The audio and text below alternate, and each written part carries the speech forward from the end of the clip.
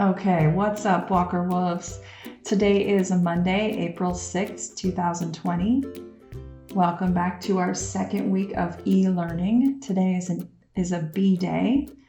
We are on ISN page 78, and here's our objective. Today I am taking notes so that I can begin to understand the influence of the Magna Carta on American government. I'll know I've got it when I can submit a picture of my notes on Edsby. Once again, your bell work is to make sure you have the supplies you need, and your homework again is to upload a picture to Edsby. This is due tomorrow, Tuesday.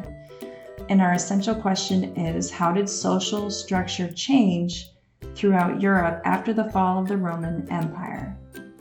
Okay, let's jump right in. We're on page 78 in our notebook, and we're going to start our title. It says Magna Carta. Try saying that out loud with me. Magna Carta. This is a Latin word for a very important document, and that Latin phrase Magna Carta, it translates to Great Charter. Great Charter.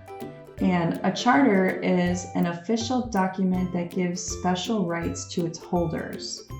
And so we are talking about a document here called the Magna Carta. And when we get into the notes, you're going to see that it lists the rights of the nobles. So, okay. So before we start the notes, we're going to put a little sketch right in the center of my page here. So that's why I'm kind of pointing. I want you to kind of figure out where is the middle of the page. We're going to put a little sketch there, and then we're going to put notes like all around it.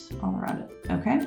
So the first thing I want you to put on here is like a diagonal scroll like that. Let me zoom in here.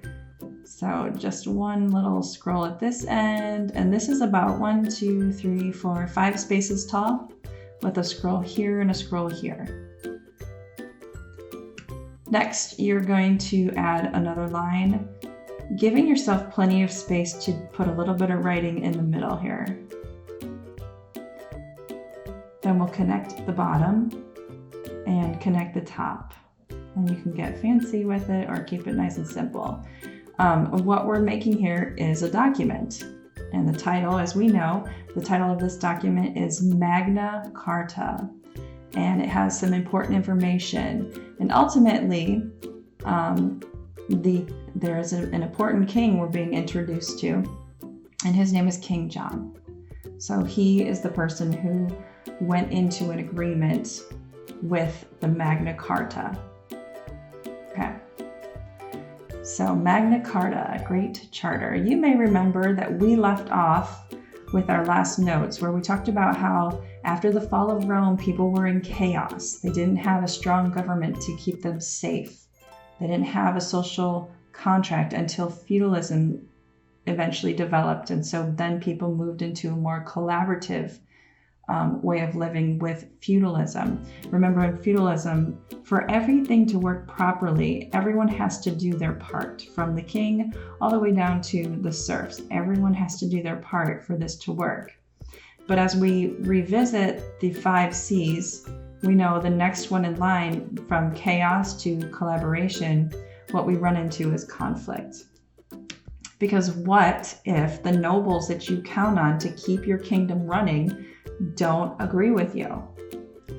So going back here, what if these people right here, the nobles, start to think they don't like what the king is making them do? That's where we get conflict. And with that conflict comes the very next C, which is commands. Okay, so we are going to be putting some notes all the way around this page. So I want you to keep that in mind. All around, this is what we're doing. We're putting notes. And the first thing I want you to write down here is that this is a document that listed the rights of the nobles.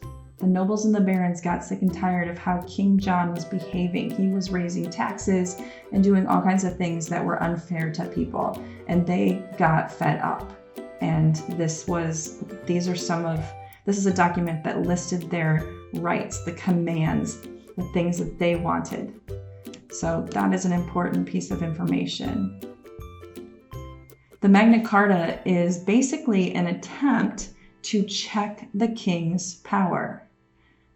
To check the king's power. And what do I mean by that? What do I mean when I say check the king's power? What I'm talking about here, and I want you to draw an arrow down from Magna Carta over here, because I want to explain. When we're talking about checking someone's power, we're talking about putting limits on them. You may remember from ancient Rome when we learned about checks and balances. In checks and balances, the different branches of government had an ability to check the power of the other branches. Well, here we know that the Roman Republic fell apart, and the Roman Empire lasted for many years, and then that fell. And so here we are, for the first time in a very long time, we're seeing sort of a revisit of getting closer to checks and balances.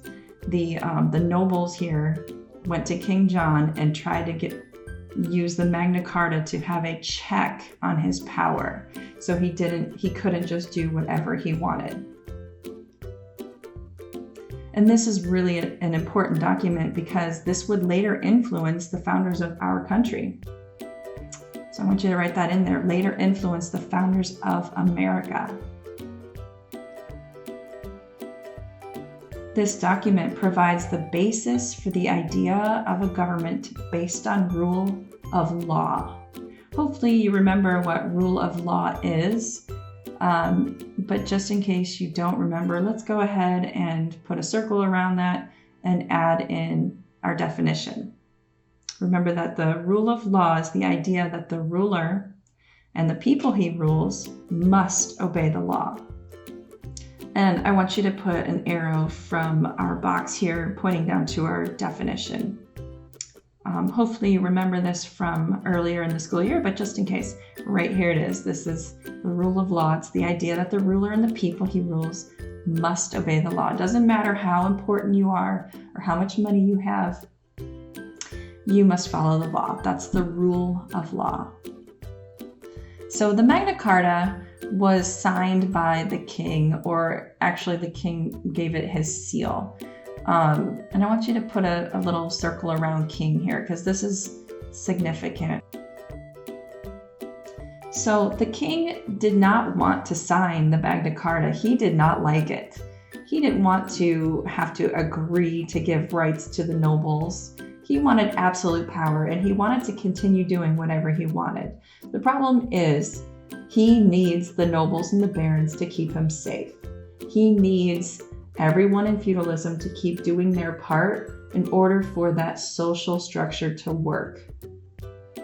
So what he ended up having to do ultimately is the king had to give up some power in order to keep power. Put a box around that because that's important. And there's our notes for today, page 78. Please make sure you upload this through the upload on Edsby, the document submission. And also down below on the YouTube video here, I'm going to try to post a link. There are 4 very short videos, like I'm talking like a minute or 2 minutes a piece, that really go into some important information about explaining the Magna Carta and King John a little further. So please check out the details in the description below. And I hope you have a great rest of your day. Remember, this is due tomorrow, Tuesday.